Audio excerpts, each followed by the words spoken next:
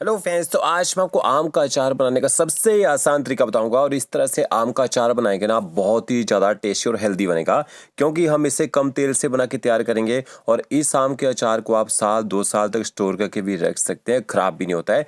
तो चलिए रेसिपी शुरू करते हैं। सबसे पहले यहाँ मैंने 1 किलो आम लिए हैं।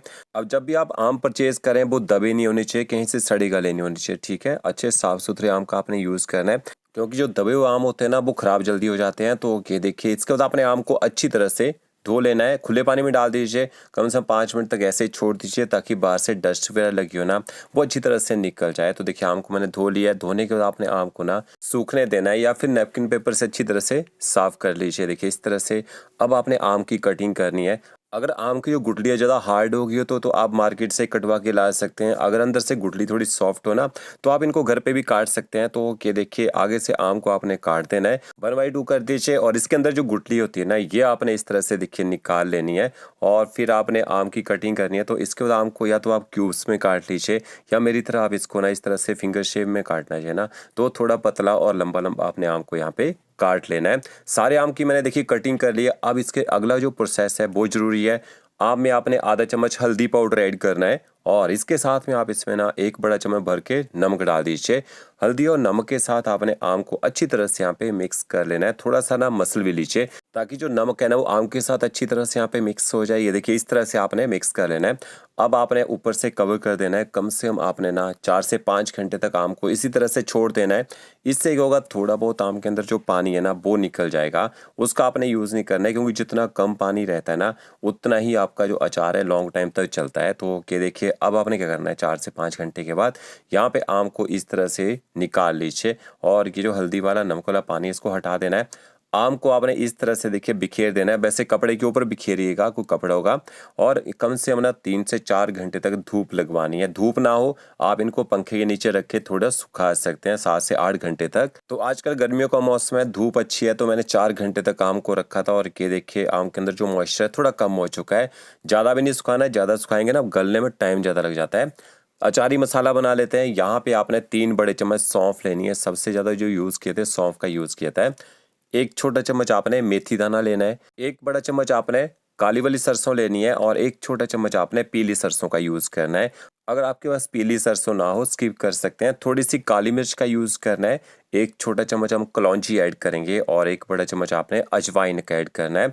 तो ये अचारी मसाले होते हैं, इनसे ही अच्छा फ्लेवर आता है और डाइजेशन के लिए बड़ी होती है, तभी अचार को खाने के साथ सर्व किया जाता है।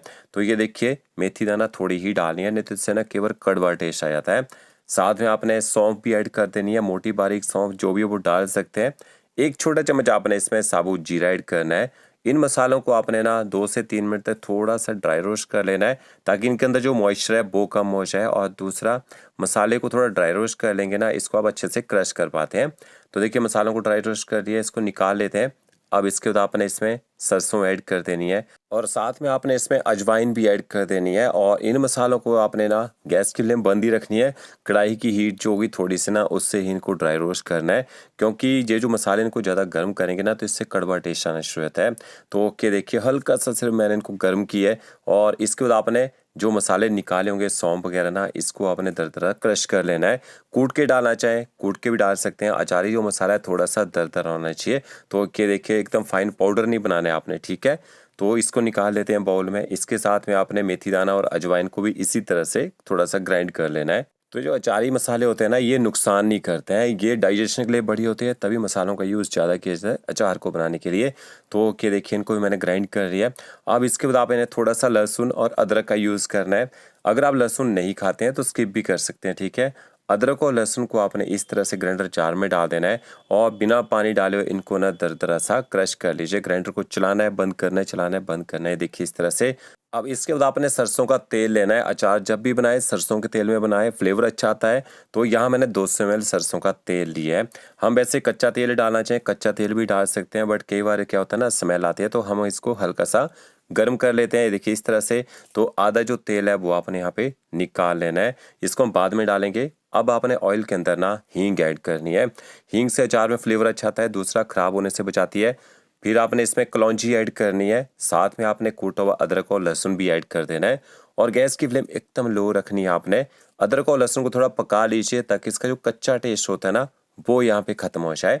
तो ये देखिए एकदम लो फ्लेम में अदरक लहसुन को मैंने यहाँ पे पका लिया है। अब आपने गैस की जो फ्लेम है ना वो बंद कर देनी है, ठीक है। फिर आपने इसमें आधा चम्मच हल्दी पाउडर ऐड करना है। हल्दी पाउडर को भी मिक्स कर लीजिए ताकि हल्दी का जो कच्चा टेस्ट है ना वो ऑयल के साथ मिक्स होके ख़त्म हो जाए, ठीक है। अब आपने इसमें अचारी मसाला जो बना के रखोगा वो ऐड कर देना है। तो ये देखिए सारा ही मसाला यहाँ मैंने ऐड कर दिया है। तो 1 किलो अचार बना रहे हैं, अगर आप ज़्यादा क्वांटिटी में बनाना चाहते हैं तो मसालों की क्वांटिटी थोड़ी सी बढ़ा सकते हैं, ठीक है। अचारी मसालों को अच्छी तरह से आपने ऑयल के साथ मिक्स कर लेना है, गर्म नहीं करना है ज़्यादा। तो ये देखिए थोड़ा सा ऑयल यहाँ पे ऐड कर देते हैं और इसको भी अच्छी तरह से आपने मिक्स कर लेना है। तो इस तरह से आपका जो अचारी मसाला है वो बनके तैयार हो जाएगा। अब अच्छा कलर लाना है अगर आपने इसमें, तो क्या करना है, कश्मीरी मिर्च पाउडर ऐड करना है आपने। 1 बड़ा चम्मच भर के डाल दीजिएगा।